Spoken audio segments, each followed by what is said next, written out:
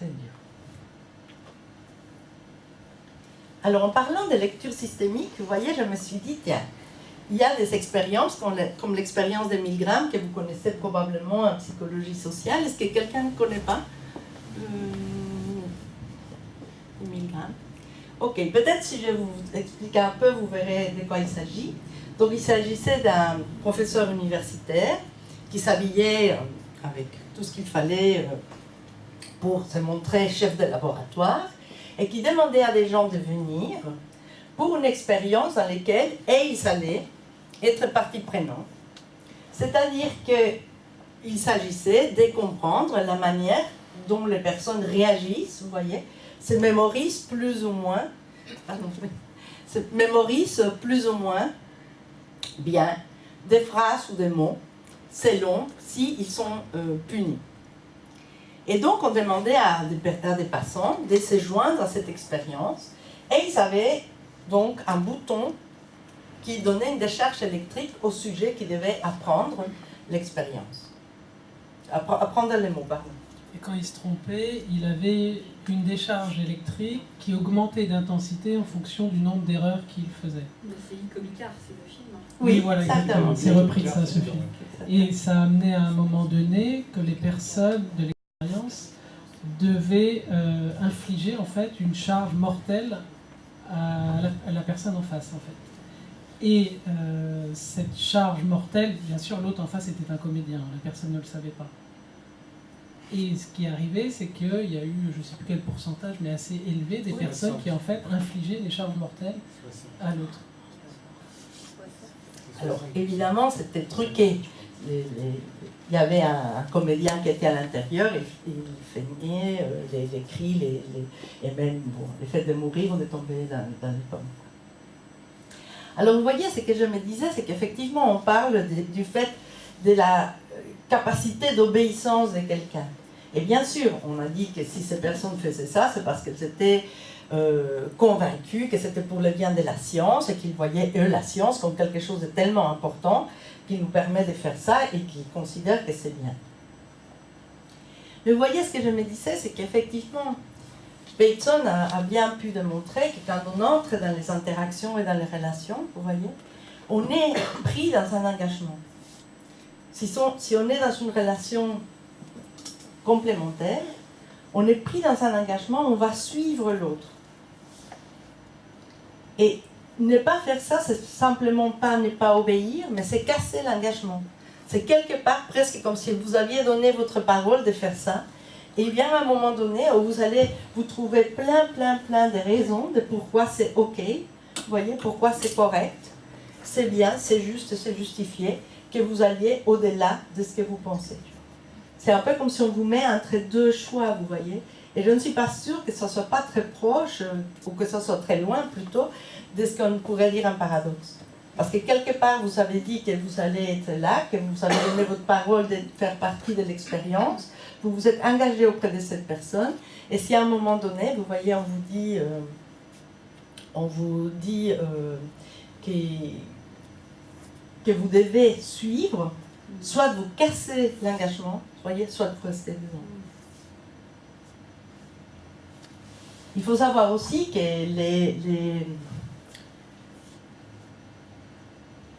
disons les détenteurs ou l'élève des Milgram qui s'appelle Zimbardo, lui, il a réussi à amener des femmes en doctorat à donner des chocs mortels à 100% des chocs mortels à des beaux petits chiots adorables. Vous voyez ceux qui sont tout blancs avec des petites crolles et tout mignons.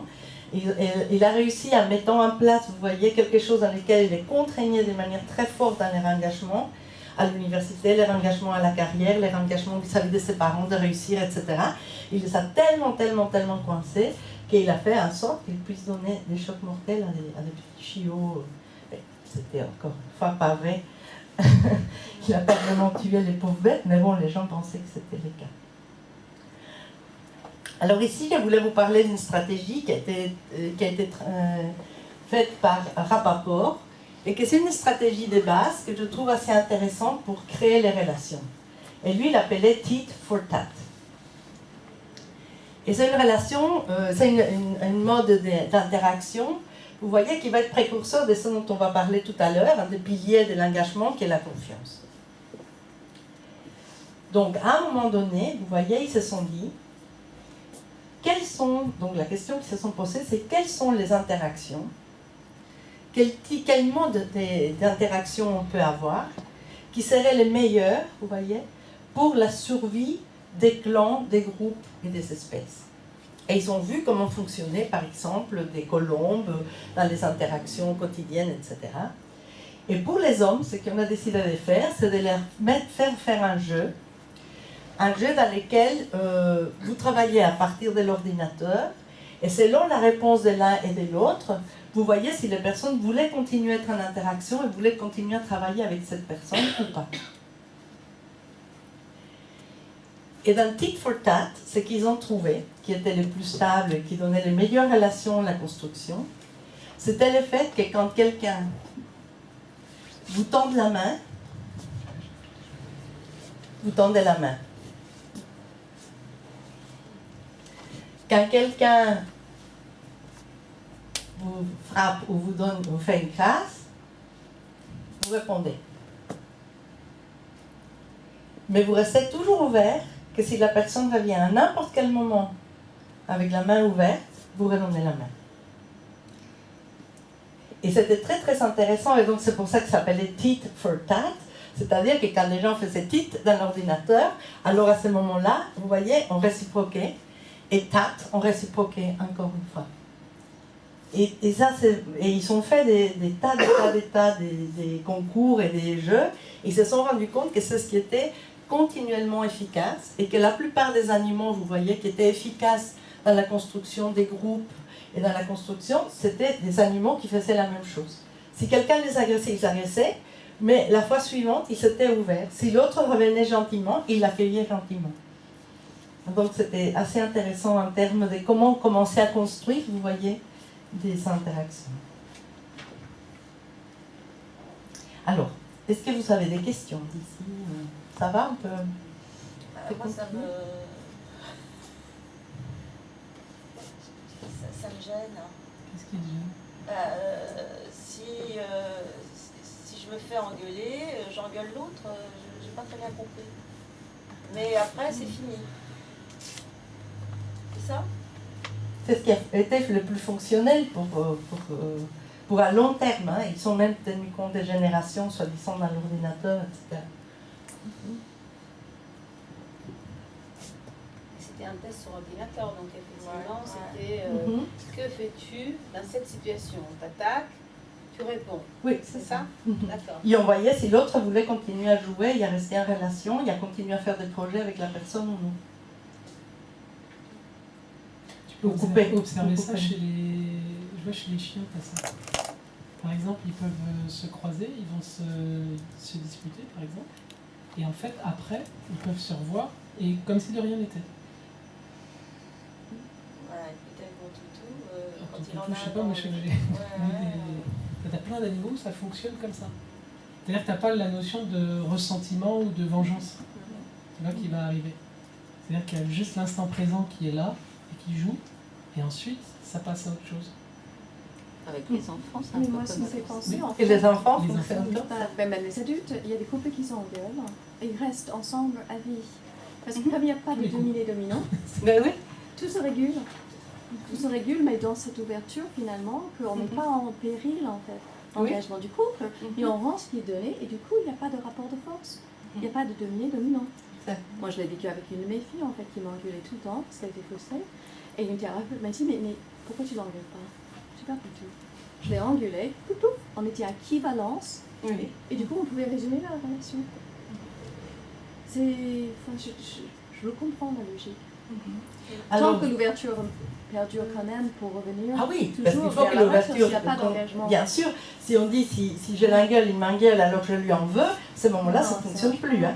L'idée, c'est qu'il n'y a pas de rancœur, il n'y a pas de retaliation, il n'y a pas de... C'est une question de seuil, en fait. J'entends, ça y est, Il y a une notion de seuil, et peut-être après on peut y mettre des notions de valeur ou de... point de vue identitaire, ce qui peut être touché ou pas touché en fait. Là, suivant à quel seuil. Et c'est là où après on va parler de trahison. Alors ici, l'idée, vous voyez, c'est qu'on ne suivait pas les personnes, on suivait les groupes, vous voyez. Comment est-ce que les groupes, à long terme, pouvaient mieux survivre et avoir le plus de projets qui étaient les groupes qui étaient les plus féconds, vous voyez, dans les interactions. Alors, dans l'engagement, je me disais la recherche d'emploi 2.0. En tant qu'employé, un salarié ou employé, de quoi ai-je besoin? Alors peut-être ça peut vous paraître évident ou simple, mais la plupart des jeunes que je vois ou avec qui je travaille, et des un peu moins jeunes qui cherchent un travail, ils ne se posent jamais la question de venir demander à l'entreprise « mais qu'est-ce que vous pouvez faire pour moi ?» C'était étonnant, même une fois que j'ai dit à une jeune fille, elle me disait « mais comment est-ce que je ne trouve pas de travail, je ne trouve pas ?» Et je dis « écoute, je trouve que c'est intéressant que tu ailles là-bas en disant, écoutez, voilà ce que moi je propose, voilà ce que j'ai à faire, mais vous, qu'est-ce que vous me proposez? J'ai envie de savoir si j'ai envie de travailler chez vous. » Je me disais, mais non, mais si je fais ça, il va me faire mettre des dents à la porte. J'ai une jeune une cliente, en fait, sa problématique c'était ça, c'est-à-dire qu'elle cherchait en fait un stage et elle trouvait jamais un stage qui lui convenait. Et elle était extrêmement brillante, elle avait notamment fait des stages en Israël, elle connaissait tout un tissu où normalement elle aurait dû trouver en tout cas un stage très facilement et elle ne trouvait pas. Et en fait, elle se mettait dans une position où elle se plaçait en stagiaire. C'est-à-dire, je demande rien en quelque sorte et je vois qu'est-ce qui va se passer, et elle subissait tout. Jusqu'au moment où en fait, on a inversé la position, où c'est elle qui a dû dire qu'est-ce qu'elle a envie de faire et qu'est-ce qu'elle va choisir en fait comme entreprise et comme travail. Et à partir de là, en fait, elle n'a plus du tout été stagiaire, elle a été embauchée en fait dans une boîte où elle a pu enfin faire ce qu'elle avait envie au final. Et l'idée, c'était de réveiller ça en quelque sorte. Et d'inverser ça. Et je me dis, en tant qu'entreprise, à quoi est-ce que je peux m'engager aussi?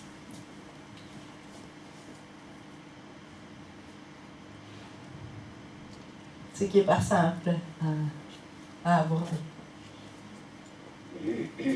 Mettons que c'était plus simple il y a une quarantaine d'années.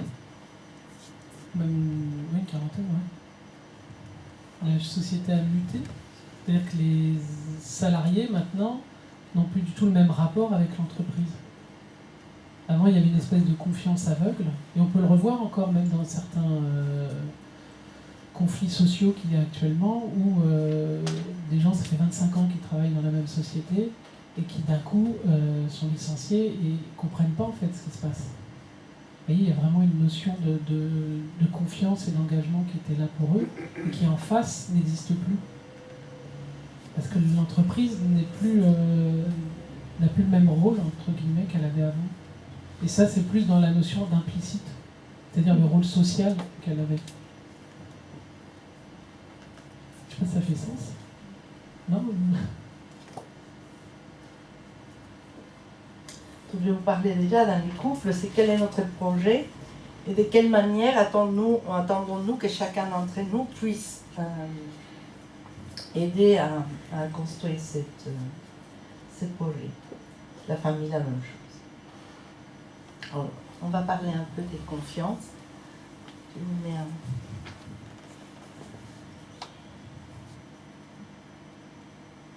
Tout le monde arrive à lire?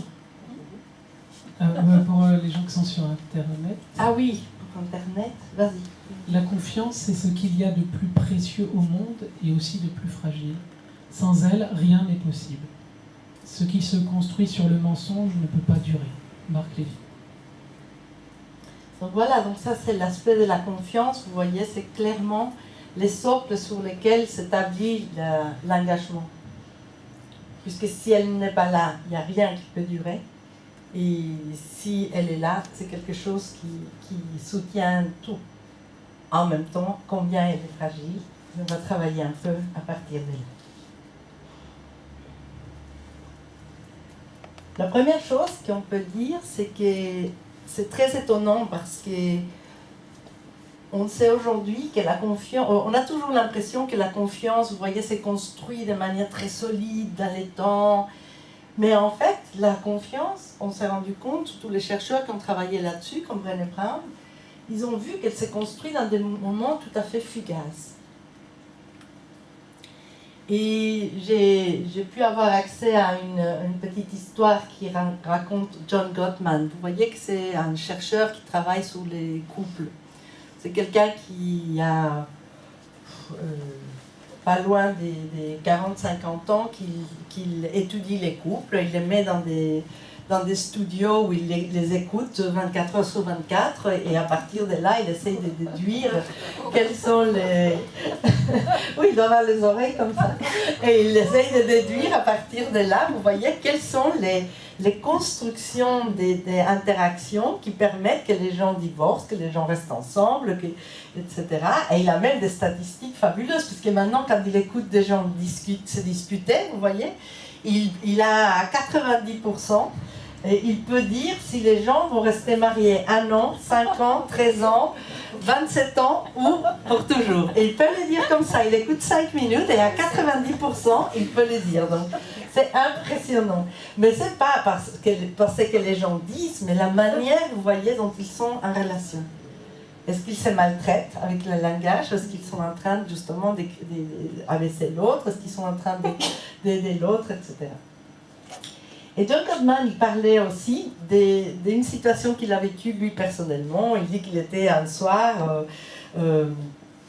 comme beaucoup de soirées, en train de se détendre, et il lisait un livre, un super polar, et il était à la fin, il ne savait pas qui était l'assassin et tout, donc il a dit je vais vite aller me chercher un petit verre d'eau et je reviens pour finir mon livre. Donc il était en train de se préparer, et que tout d'un coup il passe, et il regarde sa femme qui est dans la salle de bain, et il voit qu'elle est triste. Vraiment, elle a une mine triste. Et il dit que la première chose qu'il s'est dit, c'est flûte. J'ai tellement envie de retourner vous lire mon livre. Et en même temps, vous voyez, il se dit lui-même, voilà, la vie, la confiance dans un couple, c'est là que ça se joue. Dans ces moments fugaces, où je peux simplement passer comme si je ne l'avais pas vu, elle ne m'a pas vu, et je retourne à mon livre, où je reviens et je lui dis, darling, qu'est-ce qui se passe? Je vois que tu n'es pas bien. Et c'est juste, vous voyez, à ce moment que ça se joue. Et lui dit que vraiment, le fait de construire la confiance est basé sur ces petits détails à ce moment-là. Alors, j'ai pris... ça, c'est pas moi qui l'ai écrit. Plus complexe, mais voilà, j'essayais de les traduire au mieux que je pouvais. C'est l'idée de choisir de rendre vulnérable aux actions de quelqu'un d'autre ce qui est important pour nous. Et c'est ça qui est trust, la confiance. C'est-à-dire que quelque chose qui est très important, vous voyez, ça veut dire que, peu importe, que quelque chose, mais bon, ça c'était là, c'est pas moi qui l'ai écrit. Mais vous voyez que quelque chose qui est extrêmement important pour moi, je le mets là, et il est vulnérable à ce qu'il va faire quelqu'un d'autre. Dans l'entreprise, c'est le cas. C'est un peu confier. Oui. Moi. Oui. C'est confier. Confier. Oui. Oui, confier à quelqu'un quelque chose. Je te confie telle chose qui est très importante pour moi. Et ça, c'est l'aspect des En couple, on voit souvent moi je vois souvent des femmes qui viennent où justement elles ont mis leur confiance, leur cœur en fait, chez quelqu'un d'autre. Et le problème, c'est qu'elles ne savent pas ce qu'ils vont en faire. Et elles partent sur le principe qu'elles peuvent avoir confiance, sauf que c'est plus complexe. Au final. Et après, c'est voilà, entre l'engagement et la confiance qu'on peut avoir. Donc comment on construit une confiance? Comment ça se construit? Et comment on donne du coup ses émotions, son sentiment à quelqu'un d'autre? Alors, on va vous parler des 7 ingrédients qui construisent la confiance. Et ça va être intéressant puisque je vais vous faire travailler sur vous. Qu'est-ce qu'il vous faut pour être plus en confiance ou être des gens qui on peut avoir plus confiance?